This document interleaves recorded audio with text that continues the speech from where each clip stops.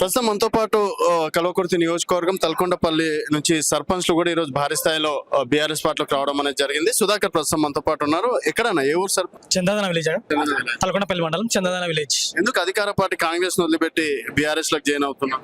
ఎందుకంటే ఈ రోజు తెలంగాణ వచ్చిన తర్వాత గత 10 సంవత్సరాలు తీసుకున్నట్లయితే కేసీఆర్ ప్రభుత్వం ఎంతో ప్రజలకు మేలు జరిగింది. ఎందుకంటే వివిధ పథకాల ద్వారా ప్రతి ఇంటికి ఏదైతే ఉందో ప్రతి పథకం అందే విధంగా ఈ రోజు పనిచేసినటువంటి కేసీఆర్ ప్రభుత్వం పనితీరు బాగుంది కనుక ఈ రోజు మేము కేసీఆర్ నాయకత్వంలో మరోసారి పనిచేయాలని చెప్పి మేము అనుకున్నాం. ఓకే, అయితే ఇప్పుడు అంటే రేవంత్ ప్రభుత్వం ఏం చేస్తలే? రీసెంట్ గా 500 కోట్లు 600 కోట్లు రిలీజ్ చేసింది. కానీ ఈ రోజు బిడ్డ రేవంత్ రెడ్డి గుర్తుపెట్టుకో ఖబర్దార్ బిడ్డ, ఏదైతే ఈ రోజు సర్పంచ్లను చాలా రకాలుగా ఇబ్బంది పెడుతున్నాం.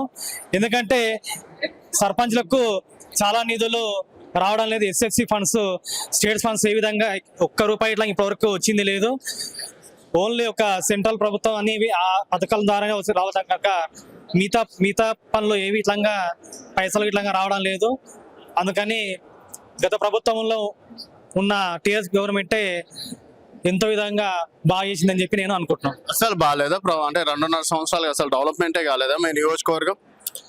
2.5 సంవత్సరాల నుంచి ఏ విధంగా అయితే ఇంతకుముందు 10 సంవత్సరాల నుంచి ఏదైతే పాలమూరు రంగారెడ్డి పథకం ఏ విధంగా 90% కంప్లీట్ అయింది, కానీ మిగతా 10% కంప్లీట్ కాలేదు. ఇప్పుడు వచ్చినటువంటి కేసీఆర్, ఇప్పుడు వచ్చినటువంటి కాంగ్రెస్ ప్రభుత్వం ఏదైతే ఉందో ఆ 10% పనుల గిట్లంగా పూర్తి చేయలేకపోయిందని చెప్పి ప్రజలకు తెలియజేస్తున్నాం.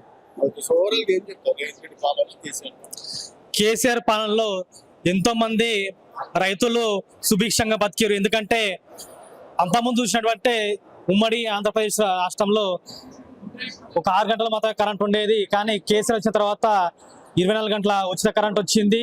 తర్వాత రైతు బంధు, దేశంలోనే రైతు బంధు తెచ్చిన కేసీఆర్ గారు రైతులకు మంచి పని చేసింది కనుక ఒకటే ఏదైతే ఉందో రాష్ట్రంలో ఏదైతే నినాదం ఉందో ఇప్పుడు మరోసారి కేసీఆర్ ప్రభుత్వం రావాలి, రేవంత్ ప్రభుత్వం పోవాలని చెప్పి నిదానం ఉందో దానికి మేము కట్టుబడి ఉన్నాం. ఖచ్చితంగా 100% రాబోయే ప్రభుత్వం కేసీఆర్ ప్రభుత్వం అని చెప్పి నేను తెలియజేస్తున్నా.